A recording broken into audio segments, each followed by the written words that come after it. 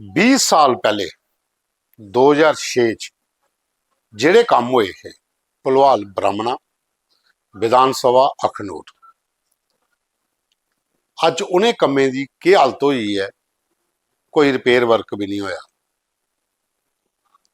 ਗ੍ਰਾਂ ਦੇ ਦੋ ਯੂਥ ਨੇ ਕਾਲੀ ਸ਼ਰਮਾ ਤੇ ਰਵੀ ਸ਼ਰਮਾ ਇਹਨੇ ਇੱਕ ਵੀਡੀਓ ਭੇਜਿਆ ਹੈ ਕਿ ਉਸ ਟਾਈਮ पर एमपी मदन लाल शर्मा ते अखनूर के MLA श्याम लाल शर्मा 2006 भलवाल ब्राह्मणा च रोड बने, एक डंगा बनया, एक जंजकार बनया ते बाकी और मती सारिया चीज़ां जड़ियां बनिया उनकी हालत इसलै के होई दी है।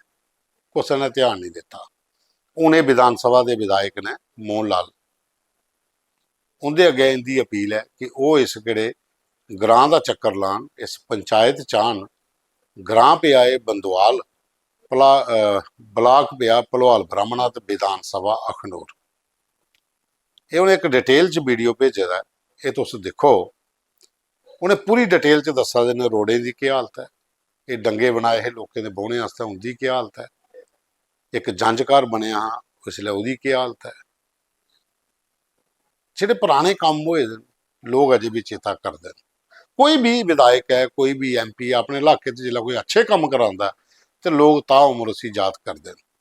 अज शाम और जम्मू दमाना जी कॉन्स्टिट्यूएंसी है, अज उतों का इलैक्शन जीती दी उन्हें ते MP साहब तो स्वर्गीय, लेकिन ये विधान सभा अखनूर जी है हूँ मोहन लाल और MLA।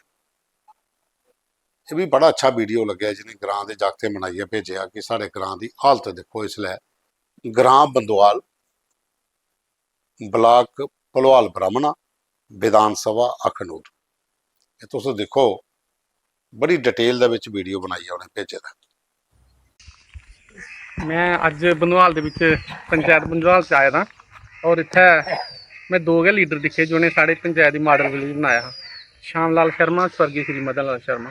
उसदे बाद इत्थे कोई काम नहीं होया, कोई भी गली का चाहे नालियां का बिल्कुल कोई काम नहीं होया। उ'ऐ गलियां अज उ'ऐ इधर कम्म कराया दा 2006 च कम्म कराया हा इन्हें, उ'ऐ कम्म होया दा। ओह्दे बाद एह्दे कोई कम्म, कोई गली का, कोई नाली का, कोई डंगा इत्थै बनया ओह्दा भी कोई कम्म नहीं होया।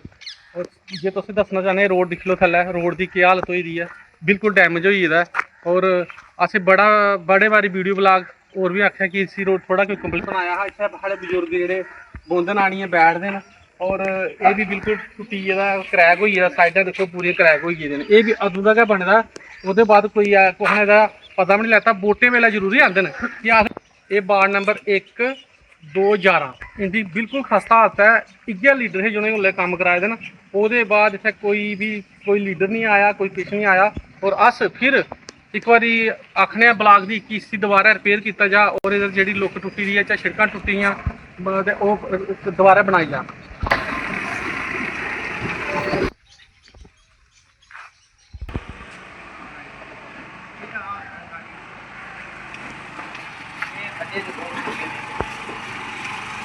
ये देखो ये इन्नी खस्ता हालत होई गेदी है। और वीडियो ब्लाग चाहे साढ़ा हैंड ओवर करी ते सिया ताले शाली लाई ते खिच्चन न ते पूरे नशेड़ी दिक्खो भंगा अंदर सिक्का दे अंदर कुत्ते बैठे दे ते गौरमेंट की बिल्डिंग का अहीं केह् बेनीफिट है। इधर चिल्ड्रन पार्क बने दा, ओहदी हालत दिक्ख लो केह् बनी दी है। कम से कम वीडियो ब्लाग ने आना चाहिए और दिखना चाहिए अपनी बिल्डिंग है, अपना चिल्ड्रन पार्क है। मैं मंत्री सतीश शर्मा होंदे भी अग्गें विनती करना कि वो असें थोड़ा फंड देन अपने को कि अस इंदा जेह्ड़ा ग्राउंड है ये अच्छी तरह बनाई, इत्थै लाइटां लूइटां लगी जान और ये ग्राउंड जेह्ड़े बच्चे साढ़े नौजवान बच्चे न वो गलत जगह गलत साइड पर नहीं जान और अपने खेलने आह्ली बक्खी जान। और युवा राजपूत एक मजबूत जेह्ड़ा नौजवान है वो बने, अपने ग्रां दी शान बने। जय भारत। नमस्ते, तुस दिखा दे हो दा न्यूज़ रूम 24 आवाज़ ते प्रोग्राम तुंदी सरकार तुंदे मुद्दे। एक नवा एपीसोड इस प्रोग्राम च अस ग्राएं पिंडे के मुद्दे जेह्ड़े वो अस लगातार दसते आ रहे। 500 कोला ज़्यादा एपीसोड होई गे, लोग अपने मुद्दे भेजते न, अस उनेंगी उंदे जेह्ड़े जित्ते दे प्रतिनिधि न जां एडमिनिस्ट्रेशन तक पजाने कोशिश करने कुछ मुद्दों का हल हो जा। हुण दूआ वीडियो तुसें दस्सने इक ये लाले दा बाग वार्ड नंबर 67 आर्मी गेट के कोल 10-15 दिन पहले एक नाला बने, पैसे भी लगे, ठेकेदार ने नाला बनाया। लेकिन हुण उत्थों का सानू वीडियो भेजे दा भाई साहब ने, वो आखा देखो सोनू होर ने उन्हें वीडियो भेजे दा कि ये नाला तो बनाया लेकिन पानी का निकास कि नहीं, पानी नाले च खड़ोते दा। ते किहड़े तरीके का काम होया।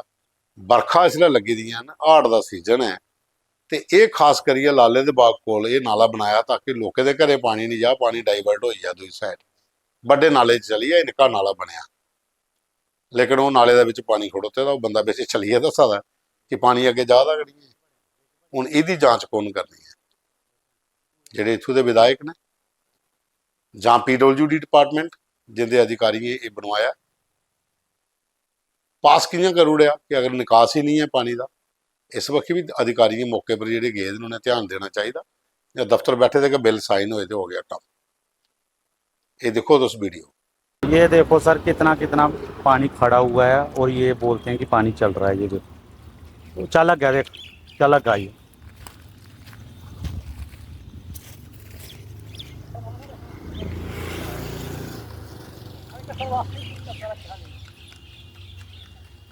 ये देखो ये ड्रेन में कितना पानी खड़ा है।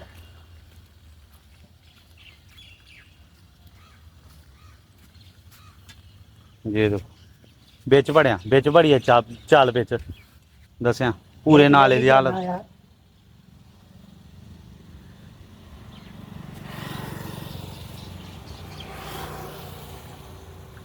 ये देखो ये 2-2 फीट पानी खड़ा हुआ है ड्रेन में, और ये साहब बोलते हैं कि पानी चल रहा है। ये देखो चल लगा, चलते जा कहीं भी देखो, आइया तू पैदल आई चला। ये देखो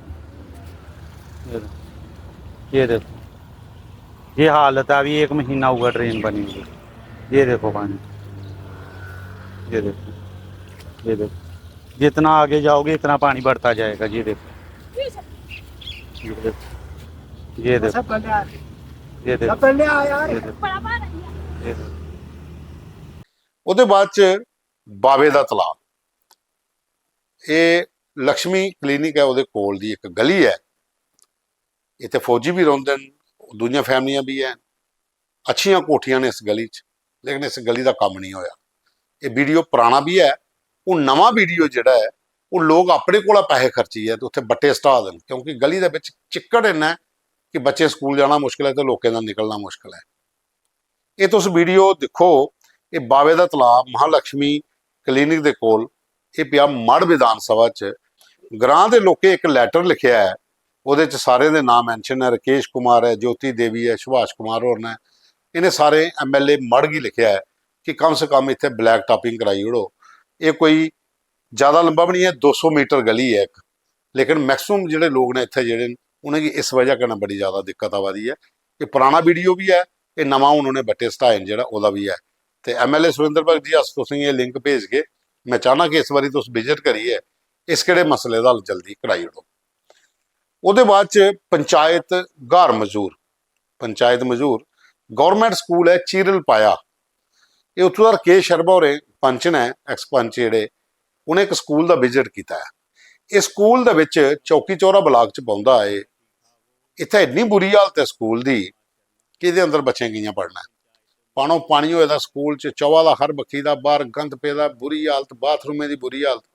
ਇਹ ਲੋਕ ਆਖਦੇ ਨੇ ਕਿ ਇਸ ਕਿਹੜੇ ਸਕੂਲ ਦੇ ਬੱਖੀ ਸਰਕਾਰ ਤੇ ਜਿੱਤੇ ਦੇ ਪ੍ਰਤੀਨਿਧੀ ਸਾਡੇ MLA ਇੱਥੋਂ ਦੇ ਸਤੀਸ਼ ਸ਼ਰਮਾ ਔਰ ਉਹ ਧਿਆਨ ਦੇਣ ताकि इस स्कूल की दशा सुधरी जा, नहीं तो अपने बच्चे अस स्कूल च नहीं भेज के। वीडियो डिटेल च बनाइए भेजे तो उन्हें तुम देखी सकते हो। नमस्कार साथियों, क्या हाल चाल है? ठीक ठाक हो? मैं अपना एक्स पंच रकेश कुमार शर्मा ब्लाक चौकी चौरा पंचायत मजूर तो बोला करना। मैं तुंदे सारे लोगों कन्नै एक गल सांझी करना चाहना। ये साड़ा स्कूल है